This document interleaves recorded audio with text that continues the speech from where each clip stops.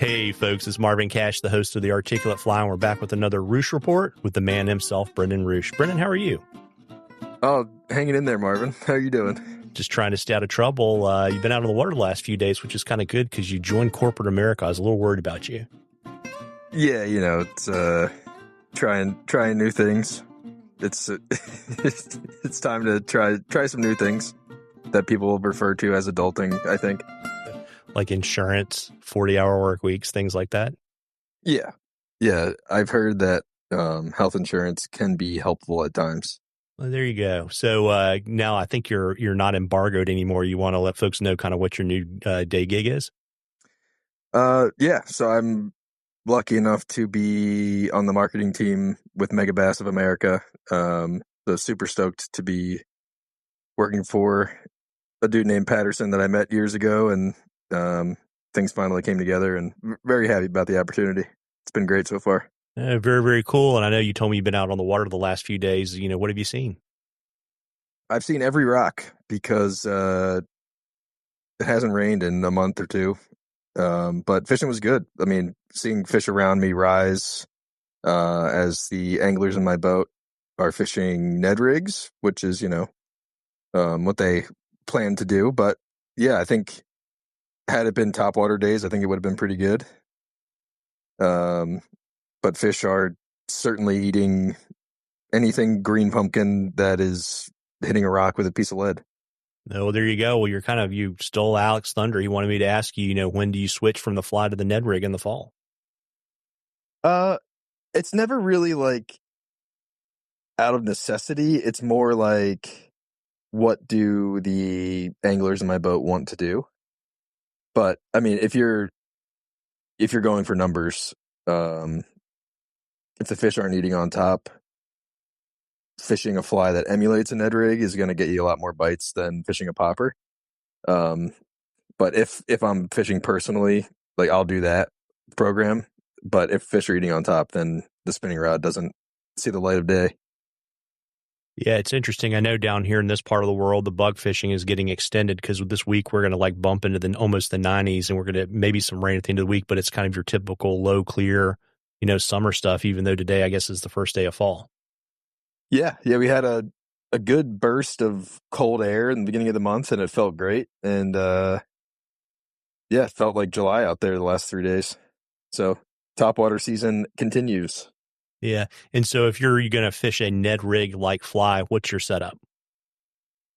I think I talked about it last month, but like those Boogeyman flies are great because they'll fall vertically under complete slack.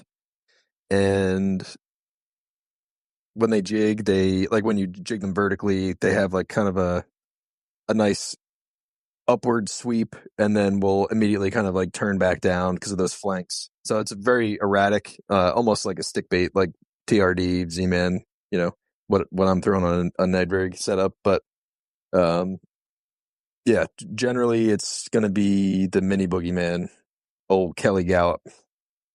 Montana Fly Company. Yes, sir. Yeah, I buy those. In my days of tying all the time, I was fishing changer craws, which are also great for that. And I believe they're available now through the Chocolate Factory. So I would add that into the mix. Changer craw and Mini Boogeyman. Yeah, I would also say if you want to tie, Blaine's got a bunch of great crayfish parts, so that let's just say Changer Craw 1.0, you're cutting strips of foam, and now they've got like foam claws that are 3D printed that look awesome. Oh, yeah. Yeah, that's right. They'll give you those nice points, and I believe there's a head that you can put over the short shank hook. Yep. Right. And I think there may even be some new jig shanks to keep you from having to bend the hooks too. Perfect. Yeah. So give some changer crawls a try. Yeah. And so let's see, so you're famous, right? All your adoring fans are seeing you every Tuesday night at 8:35-ish on Log Jam, right? Most Tuesdays, 8:35-ish. And I understand that you've got a whole pyrotechnic set up because you're tying at bobbin again, and that was part of your contract. Yeah, this year, I haven't brought it up to Mike yet, Marvin, but yeah, we're hoping to get, at least a smoke machine at the desk. Yeah, I mean, I guess what I heard from the guys is you were going to get like a full-blown KISS pyrotechnics thing going. I think they're going to reserve that for the headliners, unfortunately. Maybe one day. But rumor has it you may be tying there on Sunday too, right? Yeah. Yeah, rumor has it. Currently, I don't know the schedule, but that is the plan. Yeah. And I do know, as of a couple days ago, the golden tickets were already halfway sold out. So folks, if you are planning to go up there at the end of January, beginning of February for bobbing that weekend, you better get your golden tickets because they will be gone probably before Halloween, I would definitely imagine. Yeah, and little bobbin plug here. Like being a part of that event to me is crazy because I would be buying a ticket anyway.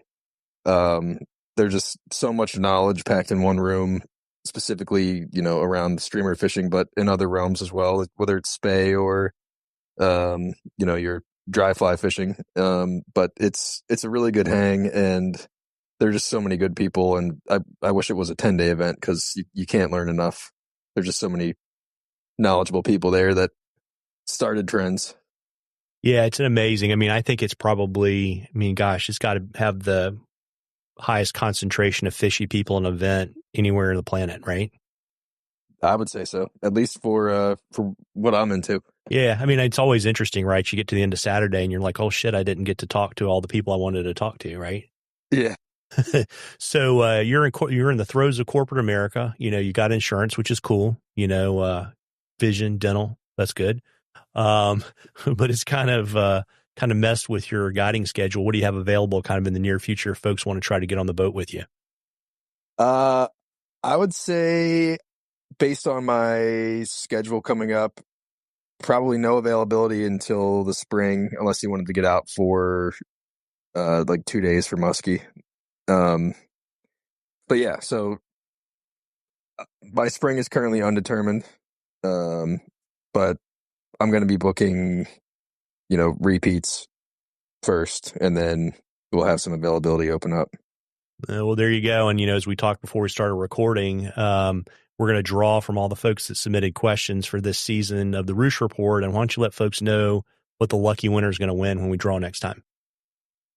You're going to win a Ruch angling hoodie that hopefully I have your size. Please don't be a 3X. And a Ruch angling hat. And I'll buy a hat from Dave over at Logjam as well. So 2 hats and a hoodie. Any Reese's cups? No, man, they're mine. Fair enough. Well, listen, folks, as I always say this time of year, you owe it to yourself to get out there and catch a few. Tight lines, everybody. Tight lines, Brendan. Take care, Marvin.